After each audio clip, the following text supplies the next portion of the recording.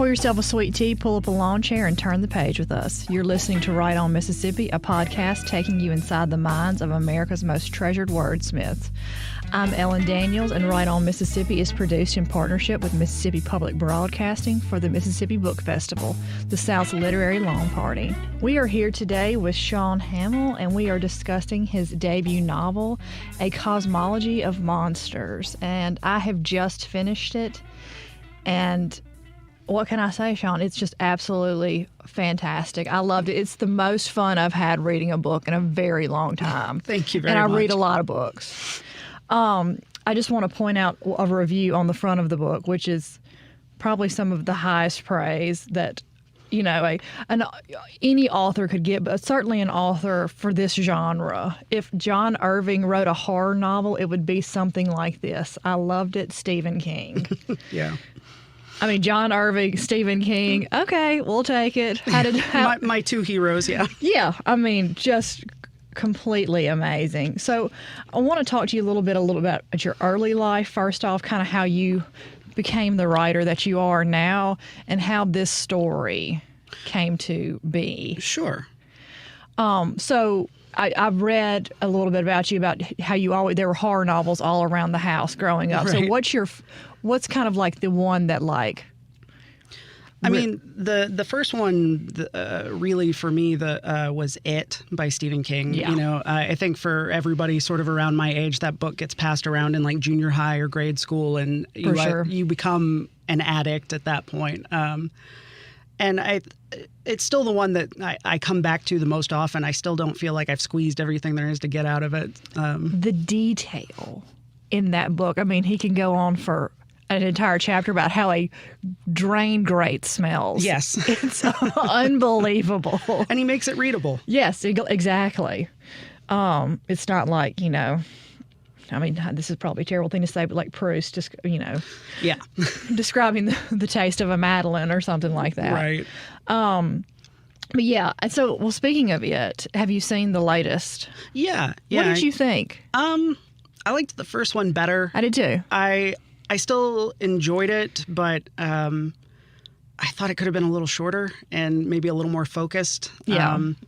I thought it was funnier than it was scary. Yes, yeah. But I thought the climax of the movie was really good. The whole third act is very exciting. Yes. I did love Stephen King's little cameo in it. That's my favorite part of the whole movie. Absolutely. So has like just...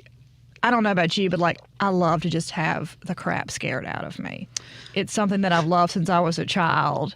And so obviously you are into that as well. Yeah. I think I'm more of the what I'm into is more of like the atmosphere of dread. I think is more my thing than just the absolute terror. Although I'm up for good absolute terror if it presents itself, but yeah, there's something, the phrase I kept using around the house whenever I was first coming up with this novel was dark wonder. That's sort of the vibe, and I think Stephen King's best work all has that. Well, I think that definitely shows in the book. This, you know, I didn't know what I was going into, but I just knew everybody at my local bookstore, Lemuria, was like, you've got to read this. It's so great.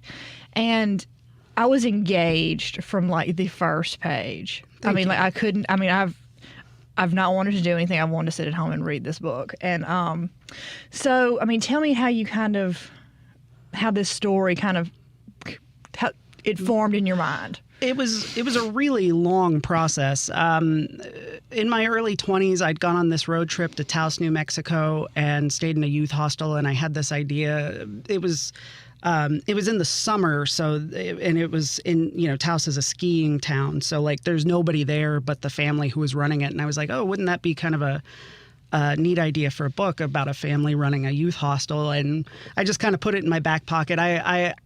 I knew almost right away it would be narrated by the youngest kid, that the dad wouldn't be around by the time the narrator was, you know, old enough to start telling his own story. And I knew about the older sister, Eunice, and I mean, it's not a spoiler. It's the first line of the book, and the suicide notes.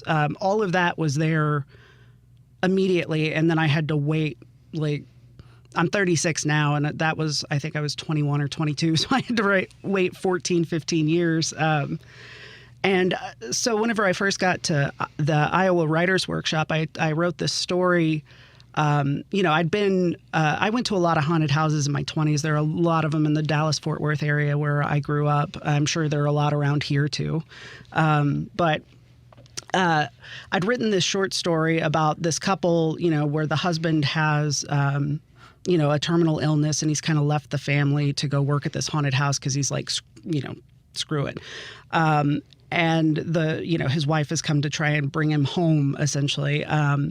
And my instructor, Ethan Kanan, he did not like the story. He felt, it wasn't working. He didn't like the haunted house milieu. He was like, keep the terminal illness, make these characters you care about, and, dump the haunted house, have them build a boat or something. And I was like, I don't know anything about boats. So I doubled down on the haunted house, but that advice about making it, this empathy for the characters, because I think for a long time in my 20s and early 30s, I was writing a lot of very unsympathetic characters. I'd seen too many Noah Baumbach movies or something. So, just that great advice. Ethan's novels are just full, and his short stories are just full of, warmth. And so is John Irving. And, he was my favorite novelist aside from Stephen King growing up. So I had this, this idea, okay, take the haunted house. And then suddenly one day I'm walking my dog, and like the haunted house idea and the family business idea kind of collided, because I was trying to figure out, how do I fix this story? And then I was like, oh, it's not a short story, it's a novel. And it's this novel I've been waiting to write since I was in my 20s. And from there, it kind of went down the rabbit hole. Like I did not outline it. I didn't plan it. It was originally supposed to be more of a John Irving style, naturalist novel without supernatural elements. But they sort of invited themselves in at a certain point, and they felt right. So I just kind of followed the story where it wanted to go. Yeah. Well, I've been to one haunted house in my life, and it was in Orlando on Church Street. It was like Hell House on Church Street. Okay. I was probably like 12 years old, and it terrified me so fully. I have never wanted to do a haunted house ever again, because I don't want that experience tarnished. I mean, because like it was borderline traumatizing. Sure. And I loved it. I mean, it was like the most intense adrenaline rush of all time. But it was so interesting about, just to have the haunted house to be like the family business. I mean, because like surely that is a thing. And right. Like how interesting that it's a very niche market, I would think. Yeah. And that was another thing. It wasn't a novel that I felt like I'd seen before. So I felt like it was it already went towards my interest, but also was something that, I'd seen some documentaries and stuff, but nobody had written the Great American Haunted House novels. Well, Shirley Jackson, was she English or American? I can't remember. Oh, gosh, I should know this. Well, maybe the Great American Haunted House Attraction novel. I'll put it that way. Yes, Attraction. Because it is artificial, but... they're in the business of creating terror and scares, and that really committed to it. I mean, yes. Noah, the youngest, the narrator, is totally committed to it. It takes a lot of creativity. It was interesting to read about the family's creativity, creating this attraction that people would come all over for. And I'm always very scared about spoiling anything in the book, but on the synopsis, Noah Turner sees monsters. And at the bottom it says, Noah Turner sees monsters, but unlike his family, Noah chooses to let them in. And I was just like, okay, I'm here for this. So, can you tell me kind of like how you structured the novel a little bit? Because it's, there are bits in there that are look like as though they've been written on a typewriter. Right. But it's not narrated by Noah. It's just this unknown narrator. Yeah. So as far as like the overall structure of the book, I tend to think cinematically. I thought I was going to be a screenwriter when I was a kid, so I spent all of high school. It wasn't until I got to college that I got the fiction writing prose bug. So I still tend to think in like scenes, and so to kind of, I guess, paper over my inability to summarize large chunks of time, I decided that there would be these big jumps between each section of the book, and that each, until the very last, will be set around a Halloween in the family's life. And, watching the haunted house attraction sort of grow and change as well would give me a lot of opportunity to kind of play with it and change it and show the family members interacting with it in different ways. And between the major sections, there are these interludes called the Turner sequence. And those came, I guess, instinctually, I guess.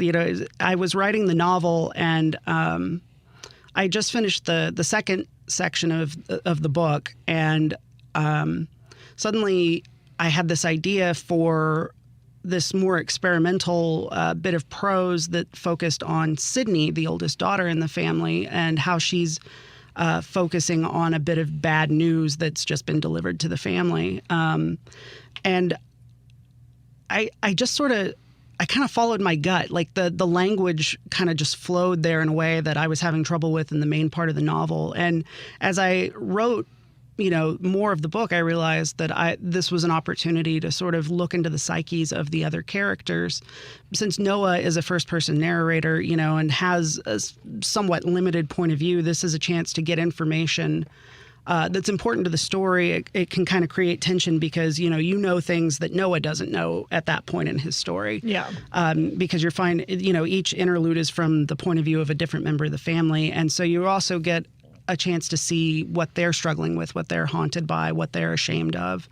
And, in a lot of ways, this is a novel about a family that doesn't know how to talk to each other. So this was an opportunity to just be baldly honest with the characters' emotions and just let them carry some of that weight and help the reader empathize a little bit, especially, some characters are colder than others. Like Margaret's a little bit colder, so getting into her head a little earlier, gives, I think, more sympathy because you understand like just how hard pressed she is. Yeah, I thought she was very sympathetic. I mean, because she was several different people throughout the course of the novel, basically. I mean, she's kind of young and vibrant, and then this, tragedy, and then she's very cold and just trying to keep her family afloat. Yeah. She knew struggle. Yes. The woman knew struggle for sure. I loved Eunice and Noah's relationship. Who was your favorite character? Did you have a favorite? It's like saying Eunice. Yeah. Yeah. So I thought that she was so interesting and multi-layered and well-developed. I really thought she was a fantastic character. Thank you. Complicated. God bless her. Yeah. We're in the South. We have to say God bless her. I mean, like Right. she was a tortured soul. But Eunice. I mean, she really was the one that I kept coming back to. I really wanted to know kind of like what was going to happen with her and everything. And the next door neighbors, the Ransoms, were of extreme interest to me as well. I hope they don't model anybody that you know. No, not at all. Not at all. They are entirely fictional creations. Yeah. But yeah, your book was populated with very complex, complicated, interesting characters that I wanted to know more about the entire time. So, I mean, I think that's quite a feat. Well, thank you so much. So we talked about it, your favorite as a child. Yeah. I mean, Lovecraft is mentioned a lot in this book. So Yes. tell me, you've got to have some sort of fondness for Lovecraft for sure. Well, Or respect. Respect would probably be a better word for it. I'd say it's more of a love-hate relationship. I didn't come to Lovecraft until I was in graduate school, actually. Mm-hmm. I had started reading him at the same time, like the other two ideas kind of collided. And I was reading in particular the story, The Call of Cthulhu. And I was on the bus in Iowa City, just on my way to class. And I read this passage that's this, beautiful description of this sunken city. And it opens the book, actually. It's And there was something about that, because Cthulhu sort of communicates with the human race in the story through the dreams of the poets, the artists, the sculptors. And I thought there was something so lovely about that idea of the monster speaking through our artists, and this sort of correlation between ambition and monstrousness and dreamers. That I was like, oh, this would be a great reference point for the book, because these are people who run a haunted house, so they're gonna know about horror. And Lovecraft has this interesting, shifting place in the culture throughout the novel, because in 1968, when the novel opens, he's sort of a little more obscure, and he's more of a pop culture figure now. You can get stuffed Cthulhu's online and stuff. I was wearing Cthulhu socks at my reading last night. That's amazing. And so I thought it also made a good anchor point between Harry and Noah, Harry the dad, and Noah the narrator, the youngest child, because the novel goes from like 68 to 2013. So it was a way to sort of another way to kind of glue the characters together. And also there's this cosmic nihilism that Lovecraft has, this idea of just utter hopelessness in the face of a vast and uncaring cosmos. And for him, that was sort of the end place. But I was kind of interested in taking that backdrop, I guess, of like, okay, what if none of it means anything? And sort of using that as a larger starting place and telling a warmer story. So, I still have trouble reading Lovecraft. I love his ideas. I love some of his prose. Like when he gets down to business in his stories, then they get better. Like when he starts actually talking about the monsters, I think if he were working today, he'd be writing Dungeons and Dragons manuals, not short stories, because he seems to enjoy just cataloging these creatures more than he enjoys telling stories about people. Yeah. And that's really hard for me because I read for character mostly. World building I love, but if I don't care about the characters, it's really hard. Then it's all for naught, basically. Right, exactly. Well, after so many years of thinking about this novel and crafting it and just getting it just the way you wanted it, what is it like for it to finally be in the hands of readers and to have people reading it and telling you how they feel about it?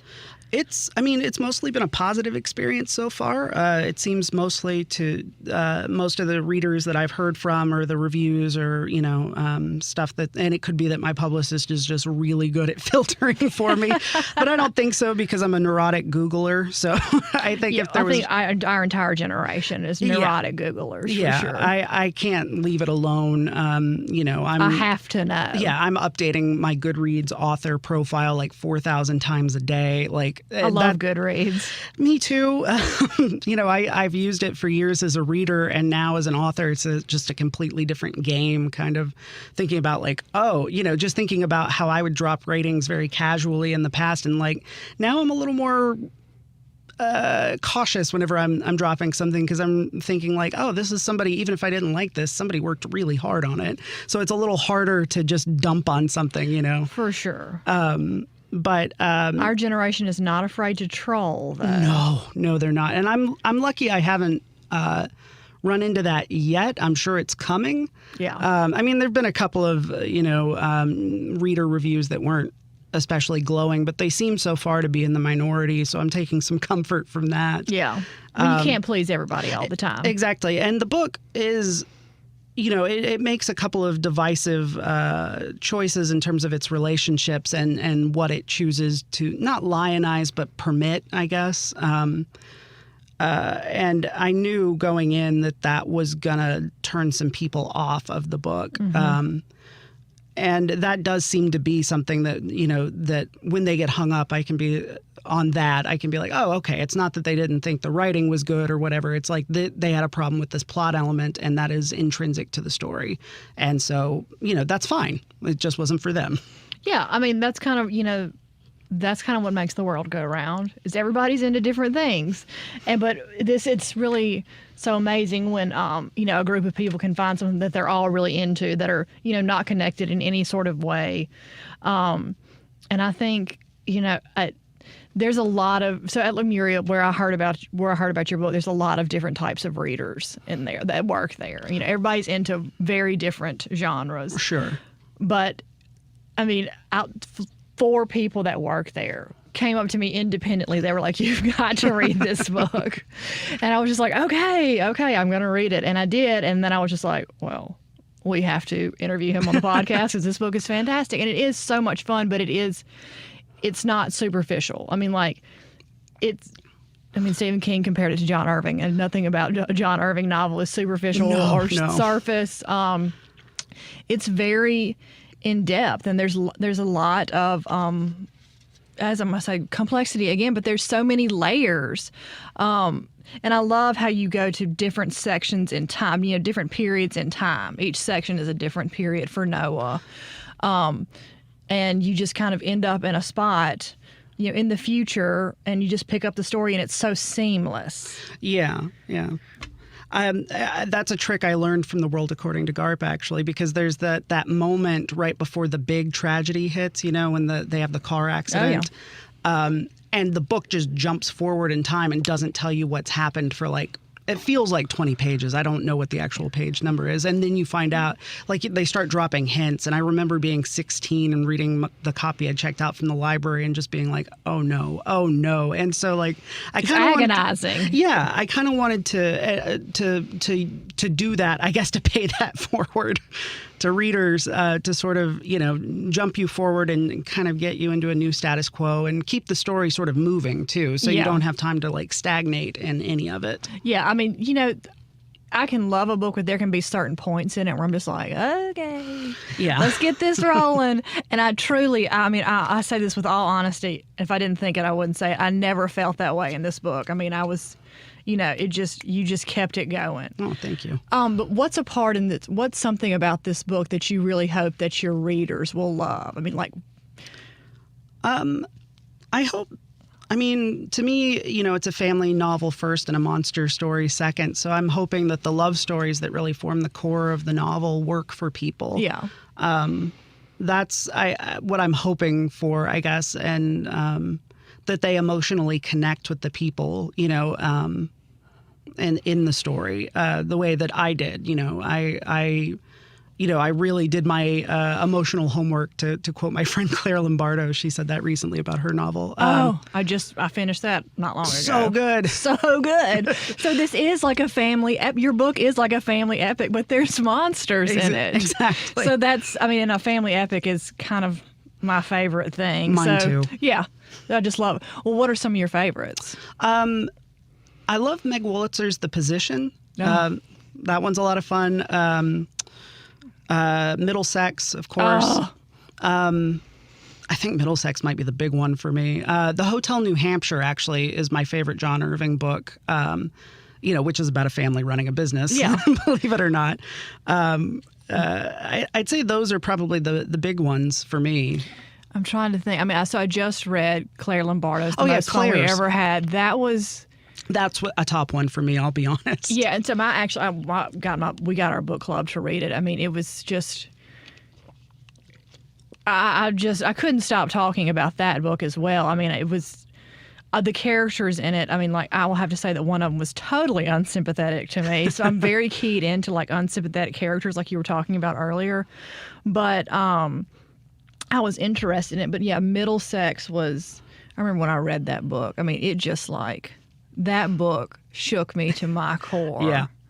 There's something about a family epic. It just gets me every time. And I just read The 7 or 8 Deaths of Stella Fortuna by Juliette Grimes. It's a relatively new book. It's got an Italian family. Oh, okay. So, I mean, that's very, very interesting. That was a great book. I'll have to check that out. Yeah. So, yeah. Maybe I'll buy it tonight at Lemuria. Yeah, we can exchange family epic suggestions.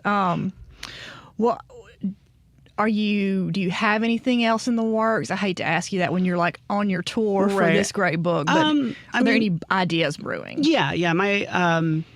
I've sort of been working on a new novel. It's very early stages. It's kind of in the same vein. I'm calling it more dark fantasy than horror, but it's really too early to kind of talk about. But my agent's been a great sounding board for it, and so I'm really excited about what we're sort of agreeing to, I guess, ahead of time.